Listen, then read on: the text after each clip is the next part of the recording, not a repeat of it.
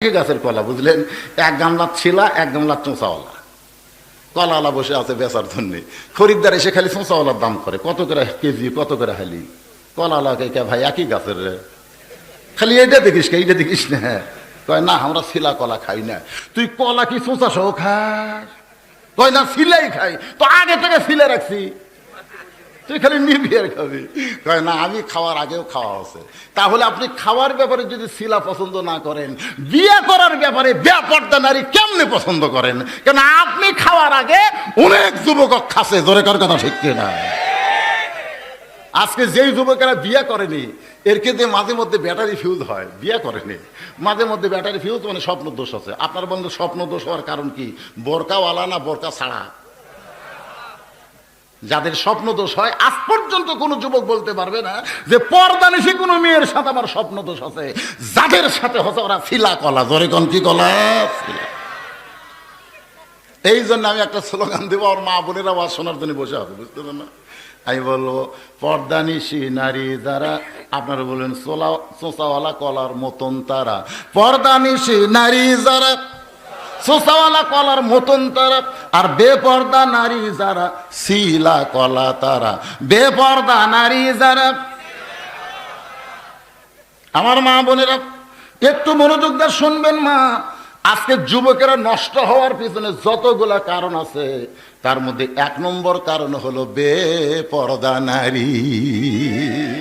আজকে ছেলেরা ইয়াবা খায়, গাঁজা খায়, হিরোইন খায়, মূলে দেখবেন একজন নারী আছে, শট আছে, শট এমন শট মারছে। ওর তখন মুনির খানের বিরহ গান ভালো লাগে। মুনির খানের কিন্তু অঞ্জনা ক্লিয়া কিছু বিরহ গান আছে, আছে না নাই মুনির গান? আজকে যুবকেরা, ও বাবাজিরা একটু মনোযোগ দিয়ে শুনবেন। হযরত ওমর তাকায় দেখতেছে দুই পাহাড়ের মাঝখানে একটা সুন্দরী মেয়ে ধীর গতিতে হেঁটে হেঁটে আসতেছে। ওমর ফারুক মেয়েটাকে দেখে আল্লাহর শুকর আদায় করলেন, কারণ মেয়েটা সুন্দরী মানে তার চেহারা সুরতে সুন্দরী না, তার শরীরের উপরে আল্লাহর কোরআনের পর্দা। ওমর ফারুক মেয়েটার নিকটে গিয়ে সালাম দিলেন, আসসালামু আলাইকুম মা। এই নির্জন পথে তুমি একা একা চলতেছো, তোমার সামনেও কোনো মানুষ নাই, পিছনেও কোনো মানুষ নাই, তুমি একা একা চলতেছো। মেয়েটা পর্দার ভিতর থেকে বলে, পথিক তুমি কি হযরত ওমরকে চেনো? সুবহানাল্লাহ। মেয়েটা বলতেছে, পথিক তুমি কি হযরত ওমরকে চেনো? উমর ফারুক চমকে বলতেছে, মা উমরকে চেনার কি দরকার? মেয়েটা বলে, পথিক রে, উমরকে যদি চিন্তা তাহলে এরকম বেসাইজা কথা তুমি বলতা না। তুমি যেই কথাটা বলছো এই কথার কোনো সাইজ নাই, জোরে কোন কি নাই? ওমর বলতেছে, আমি কি বেসাইজা কথা বললাম? মেয়েটা বলে, পথিক রে, হযরত ওমর যেদিন থেকে মদিনার খলিফা হইয়া আল্লাহর কোরআনের তেলাওয়াত, কোরআনের সমাজ চালু করেছে, সেদিন থেকে পৃথিবীর এক প্রান্ত থেকে আর এক প্রান্ত পর্যন্ত একটা মেয়ে মানুষ যাবে, তার কলিজার ভিতরে আল্লাহর ভয় ছাড়া অন্য কারো ভয় থাকবে না। আর আমরা মসজিদের মধ্যে ঢুকতেছি কার ভয়ে? চোরের ভয়। যখন কোরআনের আইন চালু হবে তখন পৃথিবীর এক প্রান্ত থেকে আর এক প্রান্তে একটা মেয়ে মানুষ যাবে, তার কলিজার মধ্যে আল্লাহ ছাড়া আর অন্য কারো ভয় থাকবে না। এজন্য এই মুহূর্তে একটা গানের দুটা লাইন বলা লাগবে। যেদিন ষোড়শী নির্জন পথে যাবে, কোন জন কটু কথা কবে না। কি গুনাহ হবে? তাহলে বলেন, সেদিন ষোড়শী নির্জন পথে যাবে, কোনো জন কটু কথা কবে না। পথে আর প্রান্তরে সম্পদের মোহে পড়ে খুন আর রাহাজানি হবে না। সবাই বলেন, যদি মেনে চলি কোরআন। সবাই বলেন, মহব্বত করে বলেন, যদি মেনে চলি কোরআন আর রাসূলের বিধান, সকলেই শান্তিতে থাকবে। বাংলার আকাশে কলেমার পতাকা যেদিন দুলবে। বাংলাদেশের অধিকাংশ আলেম তারা গবেষণা করে মত দিয়েছে, আগামী 2026 সালের ভিতরেই কলেমার পতাকাওয়ালা ইমাম মেহেদী আলাইহিস সালামের আবির্ভাব হবে। ওই পতাকা তলে সকলে যাইতে পারবে না। কারা পারবে? আজকের আলোচনার ভিতর দিয়ে বুঝবেন কারা কারা বাদ পড়বে। অনেকে বলবে এটা ফতুয়া, ভুয়া ভুয়া ভুয়া। এই ভুয়া কয়া কয়া এরা বাম সাইডে চলে যাবে, আর সামান্য লোক বলবে এটাই ঠিক, এরা ডান সাইডে যাবে। ওদেরকে নিয়ে এই বাতিলের বিরুদ্ধে লড়াই হবে। গোটা পৃথিবীতে এক সময় আর বাতিল ওষুধ করার জন্য খুঁজে পাওয়া যাবে না। সেই সময় আর বেশি দেরি নাই। এজন্য এখন থেকে আমাদেরকে কলেমার পতাকার খেয়াল করার দরকার আছে না? না, বাংলার আকাশে কলেমার পতাকা উড়বে। ওমর ফারুক বলতেছেন, মা তুমি যেভাবে ধীর গতিতে চলতেছ মনে হয় তোমার ভিতরে কোনো দুঃখ আছে, কারণ একটা মানুষের চাল চলন দেখলে বোঝা যায় কি যায় না। ওমর ফারুক বলতেছে, মা তুমি যেই ধীর গতিতে চলতেছ আমার মনে হয় তোমার ভিতরে কোনো দুঃখ রয়েছে। মেয়েটা বলতেছে, ফতিক রে আসলেই তাই, আমি হলাম একজন দুঃখী নারী, আমি হলাম একজন দুঃখী নারী। আজকে 6 দিন হলে হযরত ওমরকে আমি খুঁজে বেড়াই।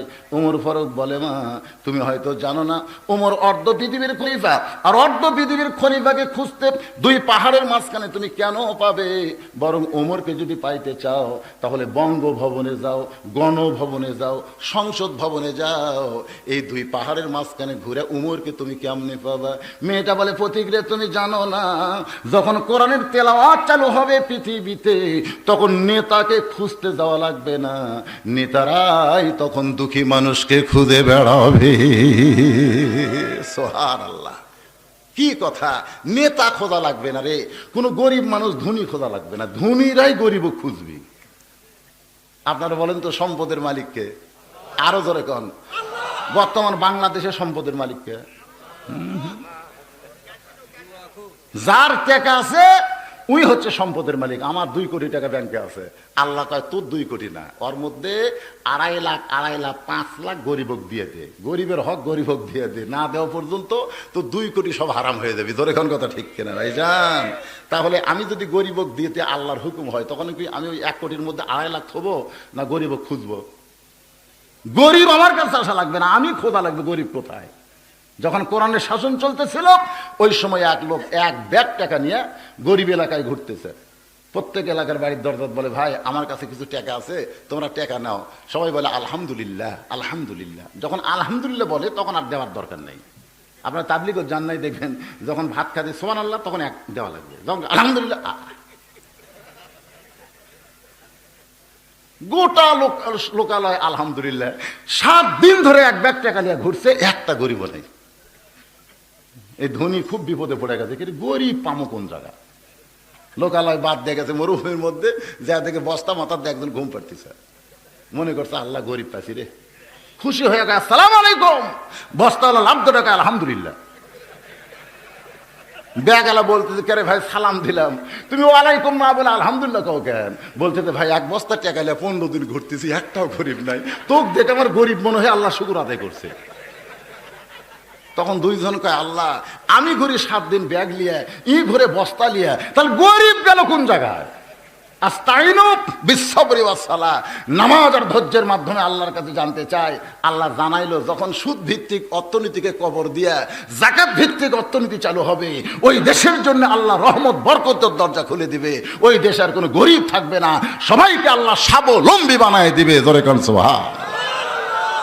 আজকে আমরা সুদের ব্যাংক চালু থিয়া গরিব হটাও আন্দোলন, গরিব হটাও মানে কি? গরিব মারা আন্দোলন চলতেছে, মানে গরিব গরিব শেষ। আমার এলাকার এক জামাই যতবার শ্বশুরের বাড়িতে যায় মিষ্টি নিয়ে যায়, এবার মিষ্টি না কিনা 2 কেজি পেঁয়াজ কিনছে, কিনা প্যাকেটের মধ্যে প্যাকেট করছে, মিষ্টির প্যাকেটে করে শাশুড়ির বাড়িতে নিয়ে গেছে। শাশুড়ি প্যাকেট খুলে আলহামদুলিল্লাহ আলহামদুলিল্লাহ। জামাই কয়, মা কতবার মিষ্টি আনলাম, কোনোদিন আলহামদুলিল্লাহ করলেন না, এবার আলহামদুলিল্লাহ কেন? বলে মিষ্টির চাইতে পেঁয়াজই ভালো। আজকে গরিবের ঘরে পেঁয়াজ নাই। প্রধানমন্ত্রী বলেছে, আমি যদি পেঁয়াজ ছাড়বার পারি তোরা পারিস না কেন? কি কথা! প্রধানমন্ত্রী পেঁয়াজ খায় না? আমি আমার বউকে বললাম, বর্তমান প্রধানমন্ত্রী পেঁয়াজ খায় না, 2 কেজি করে প্রতি সপ্তাহে কিনি, ½ কেজি করে দেবো, এই দিয়ে কিন্তু চলান লাগবে। আমার বউ কয়, প্রধানমন্ত্রী সত্যি কয়নি, সত্যি। মেয়েদের মুখ থেকে শুনতেছি প্রধানমন্ত্রী সত্যি কয়নি। আমাকে মরদের দরকার নাই, ধরে কোন কথা দেখো, যে মেয়েরা প্রধানমন্ত্রী লোক তারাই কয় মিথ্যা কথা কইছে, মিথ্যা। কি মনে করতেছেন ভাইজান? একটু মনোযোগ দিয়ে শুনবেন। ওমর ফারুক বললেন, মা 6 দিন হলে তুমি হযরত উমরকে খুঁজতেছো, কি দুঃখ তোমার মনে? এই দুঃখের কথা কি বলা যায় না? মেয়েটা বলতে যে, ফতিক রে, আমার দুঃখের কথা ওমরকে বলবো, দুনিয়ার কোনো মানুষকে বলবো না। যদি ওমরকে পাই তাহলে আমি বলবো। ওমর ফারুক বলে, তোমার কি বিশ্বাস? মেয়েটা বলতে যে, কোরআনের আইন যখন চালু হয়েছে, কোরআনের তেলাওয়াত দিয়ে যখন দেশ চলতেছে, তখন আমার বিশ্বাস 6 দিনে না পাইলে 7 দিনে হযরত উমরকে আমি পেয়ে যাব।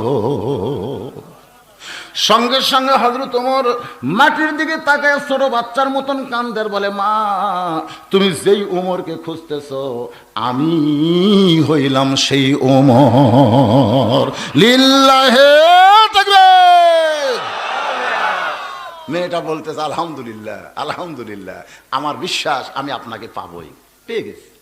কিন্তু আমার একটা প্রশ্ন হলো, আপনি অর্ধ পৃথিবীর খলিফা হইয়া চোরের মতন একা একা ঘুরতেছেন, আপনার কি কোনো চামচা নাই? এটা কিন্তু মারাত্মক ওয়াজ। একটা চেয়ারম্যান যখন আসে দেখবেন কত চামচা তার সাথে। আপনার বলেন তো, এই চামচা গুলা পালে কি দিয়ে?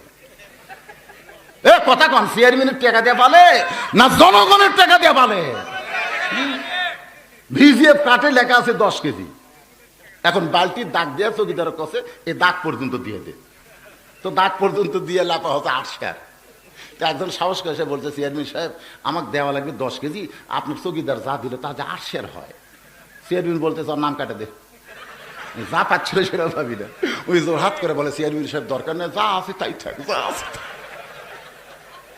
কিছুক্ষণ পরে এসে বলতেছে, এই যে 10 কেজির জায়গাতে 8 শেয়ার দিলেন, এই বাকিগুলো কোথায় গেল? তখন বলে, চামচা পালি, চামচা পালি, চামচা। চামচা পালার খরচ আছে না নাই? জোরে করে আছে না নাই? মেয়েটা বলতেছে, আমিরুল মুমিনিন, আপনি অর্ধ পৃথিবীর খলিফা হইয়া এই চোরের মতন একা একা ঘুরতেছেন, আপনার আশেপাশে কোনো চামচা নাই, কোনো আর্মি নাই, কোনো র্যাব নাই, কোনো বিডিআর নাই, আপনি একা একা ঘুরতেছেন, আপনার কলিজায় কি কোনো ভরডয় নাই? সঙ্গে সঙ্গে ওমর ফারুক বললেন, ওয়ালা রব্বিহিম ইয়াতাওয়াক্কালুন, আমার কোনো র্যাব পুলিশের দরকার হয় না, আমার বডিগার্ড হলেন স্বয়ং আল্লাহ। জোরে করে সুবহানাল্লাহ। আপনারা বিশ্বাস করেন?